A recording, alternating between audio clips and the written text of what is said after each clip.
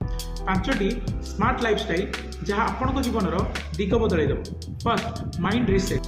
ଦିନକୁ 5ରୁ 10 ମିନିଟ୍ ଶାନ୍ତ ହୋଇ ବସନ୍ତୁ, ମୋବାଇଲ ଛାଡ଼ି ନିଜ ସହିତ ଟାଇମ୍ ସ୍ପେଣ୍ଡ କରନ୍ତୁ।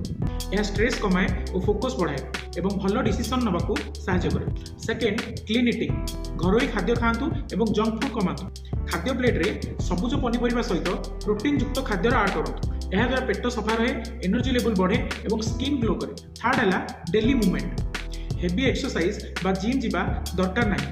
ଯଦି ଆପଣ ସକାଳୁ କିମ୍ବା ସନ୍ଧ୍ୟାରେ 20ରୁ 30 ମିନିଟ୍ ୟୋଗା, ପ୍ରାଣାୟାମ କିମ୍ବା କିଛି ହାଲୁକା ଏକ୍ସରସାଇଜ କରୁଛନ୍ତି, ଏହାଦ୍ୱାରା ବଡି ଫିଟ୍ ରୁହେ, ୱେଟ୍ କଣ୍ଟ୍ରୋଲରେ ରୁହେ ଏବଂ ହାର୍ଟ ଷ୍ଟ୍ରଙ୍ଗ ହୁଏ। Fourth, smart slip.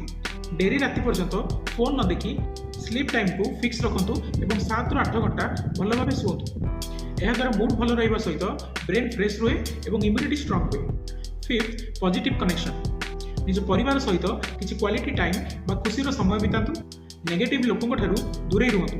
ଶୋଇବା ପୂର୍ବରୁ ଗ୍ରାଟିଚ୍ୟୁଡ୍ ଜର୍ନାଲ ଲେଖିବାର ପ୍ରାକ୍ଟିସ୍ କରନ୍ତୁ। ଏହା ମନକୁ ଖୁସି ଦେବା ସହିତ ମେଣ୍ଟାଲ ହେଲ୍ଥକୁ ଷ୍ଟ୍ରଙ୍ଗ ରଖେ। କାରଣ ପରଫେକ୍ଟ ହେବା ଦରକାର ନୁହେଁ, ନିୟମିତ ହେବା ଜରୁରୀ।